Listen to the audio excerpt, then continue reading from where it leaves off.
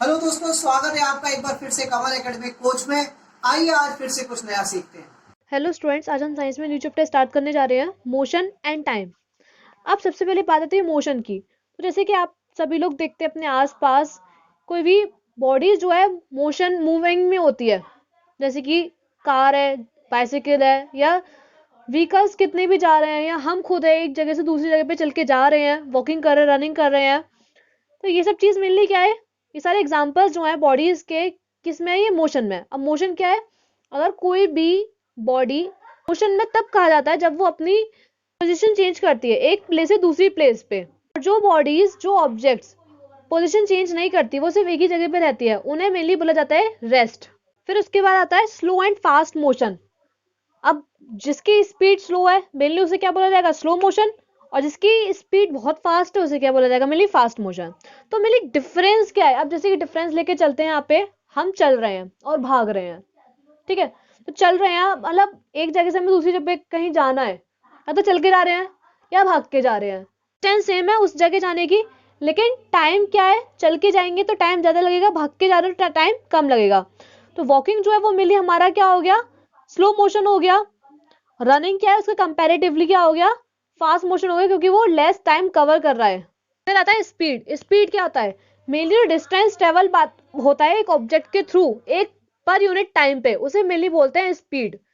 तो जैसा यूनिट होती है स्पीड की, वो मीटर पर सेकंड होती है। कुछ units like kilometre per hour भी यूज करते हैं कुछ जगह जहाँ पे स्पीड बहुत ज्यादा होती है। स्पीड मिली स्केलर क्वांटिटी, क्योंकि इसका सिर्फ मैग्नीट्यूड है। पे स्पीड का फॉर्मूला क्या हो जाएगा, स्पीड जो कि वी से डिनोट करते हैं, speed is equal to distance travel, की एक ऑब्जेक्ट के द्वारा कितना डिस्टेंस ट्रेवल किया गया है अपॉन टाइम टेकन, कि डिस्टेंस जितना ट्रेवल किया है उतना डिस्टेंस कवर करने में कितना टाइम लगा है, वो T. v is equal to S upon T. इसमें सब टॉपिक आता है मेजरमेंट ऑफ स्पीड। तो स्पीड जो है वो mainly distance travel per unit time में मेजर की जाती है, कि जितना डिस्टेंस होगा डिस्टेंस में कितना टाइम पे वो कवर करी जा रही है, डिस्टेंस कवर करा जा रहा है, तो स्पीड इससे पता लगेगी।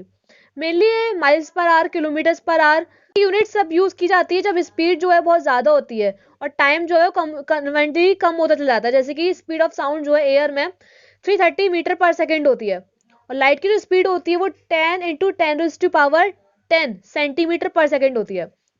अब नेक्स्ट बात करते हैं इसमें, यहाँ पे कैलकुलेशन ऑफ स्पीड। स्पीड जो है उसको हम किस तरीके से कैलकुलेट कर सकते हैं। तो यहाँ पे इस एग्जांपल लेके चलते हैं। डिस्टेंस जो है वो दिल्ली और जयपुर के बीच में वो 250 किलोमीटर है, 250 किलोमीटर है। अगर एक कार जाती है वो 5 आवर्स लेती है, 5 घंटे लेती है डिस्टेंस को कवर करने के लिए, तो उस कार की स्पीड क्या होगी। तो यहाँ पे डिस्टेंस क्या दे रखा है, मेनली 250 किलोमीटर, और टाइम दे रखा है 5 आवर्स। और हमने पढ़ा है जैसे कि स्पीड जो होता है वो डिस्टेंस अपॉन टाइम होता है। तो डिस्टेंस कितना दे रखा है 250, और टाइम कितना दे रखा है 5 आवर्स। तो 250 अपॉन 5 कितना आ गया, 50 किलोमीटर पर आवर। अगर हम किलोमीटर पर आवर को मीटर पर सेकंड में चेंज करेंगे तो हमें उसमें 5/18 का मल्टीप्लीकेशन करना पड़ेगा, तब जाके वो मीटर पर सेकंड में आएगा। ठीक है, ये तो हो गया कि स्पीड की कैलकुलेशन किस तरीके से की जा सकती है। उसके बाद बात करते हैं स्पीड जो है इसके 2 टाइप्स हैं, एक यूनिफॉर्म स्पीड और एक नॉन यूनिफॉर्म स्पीड। अगर कोई भी बॉडी स्पीड में है उसे यूनिफॉर्म तब बोलेंगे जब वो बॉडी इक्वल डिस्टेंस में इक्वल टाइम इंटरवल कवर करेगी। एक एग्जांपल आता है, कार ले लिया। इसमें कार जो है वो रोड पे ट्रेवल कर रही है कांस्टेंट स्पीड से 10 मीटर पर सेकंड की स्पीड से। इसका मतलब ये ट्रेवल कर रही है 10 मीटर हर एक सेकंड में, एक सेकंड में वो 10 मीटर ट्रेवल कर रही है। इसका डिस्टेंस बढ़ रहा घट रहा और ना इसका टाइम बढ़ रहा घट रहा, ये सेम डिस्टेंस पे सेम टाइम कवर कर रही है। तो ये चीज हो गई हमारी यूनिफॉर्म स्पीड। देन नेक्स्ट आता है नॉन यूनिफॉर्म स्पीड।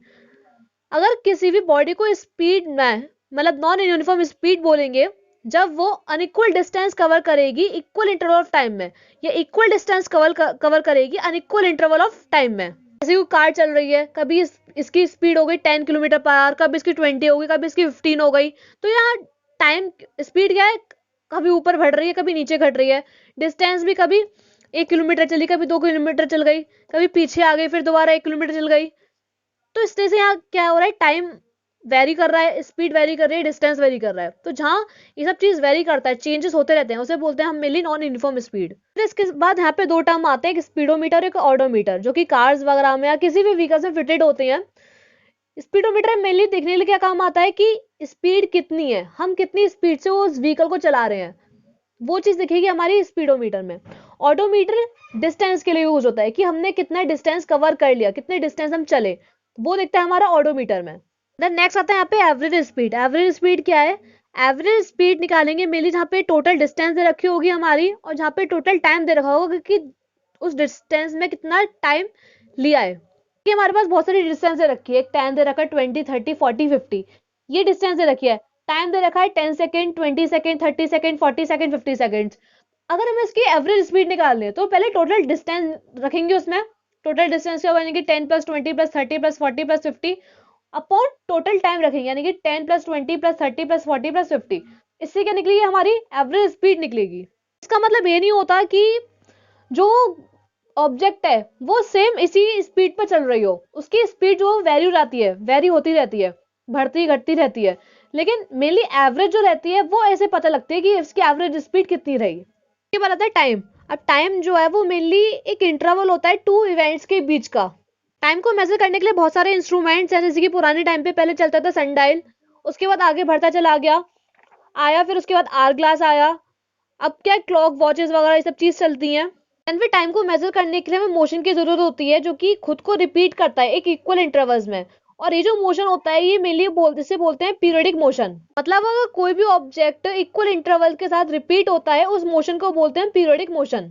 यहाँ पे पीरियडिक मोशन को यूज करके ही टाइम को मेजर किया जाता है। प्रिंसिपल को यूज करके क्लॉक्स और वॉचेस ये सब चीज बनाई जाती हैं। देन आता है simple pendulum. Simple pendulum mainly define कर सकते हैं कि उस पे एक थ्रेड होता है और उसके नीचे एक हैवी मास का बॉब का होता है और सस्पेंड कर देते हैं थ्रेड से, एक फिक्स्ड पॉइंट पे लगा देते हैं और अलो करते हैं कि वो फ्रीली स्विंग हो सके, फ्रीली वो मूव हो सके ग्रेविटी के अंडर। टर्म्स दे रखे हैं जो कि पेंडुलम को डिस्क्राइब करते हैं। सबसे पहले आता है यहाँ पे length of a simple pendulum. Length यानी कि जो डिस्टेंस होती है सस्पेंशन के और बॉब के सेंटर के बीच से, इसकी जो लेंथ होती है उसे बोलेंगे मेनली थ्रेड भी बोल सकते हैं। तो ये लेंथ होगी सिंपल पेंडुलम की हमारी।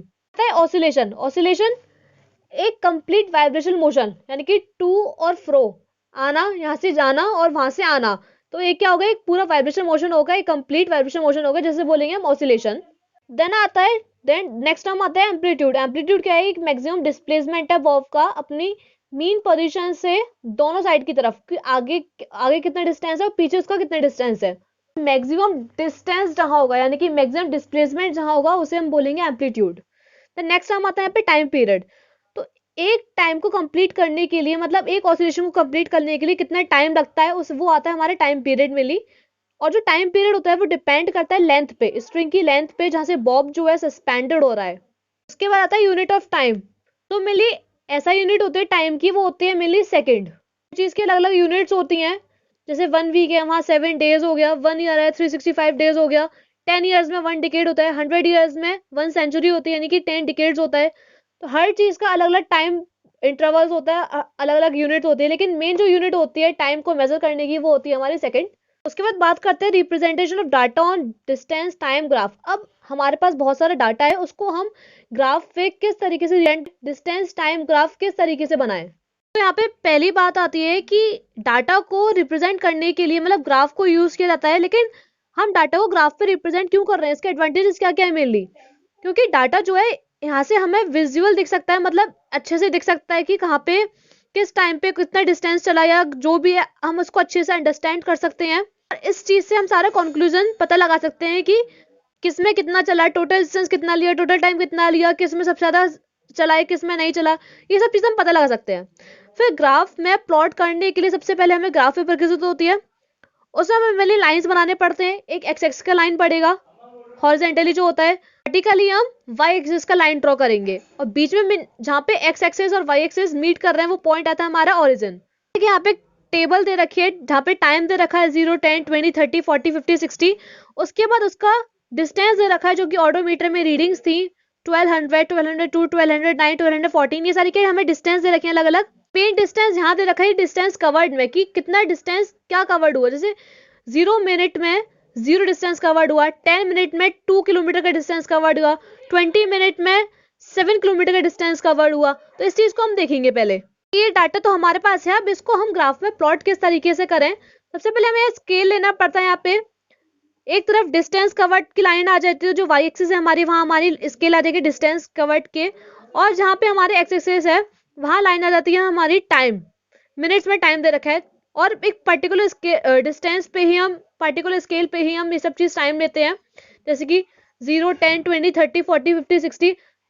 इसका बीच में जो इंटरवल होना चाहिए वो एक जैसा होना चाहिए। यहाँ पे 10, 10 का डिफरेंस आ रहा है, और उसके बाद डिस्टेंस कवर्ड में हमारा डिफरेंस आ रहा है 1, 1 का, यानी कि 0, 1, 2, 3, 4, 5, 6, ऐसे नहीं लेना, अनइक्वली नहीं ले रहा, जैसे कि 0, 10 आ रहा है, फिर 50 ले लिया, फिर 25 ले लिया हमने, ऐसे नहीं ले रहा।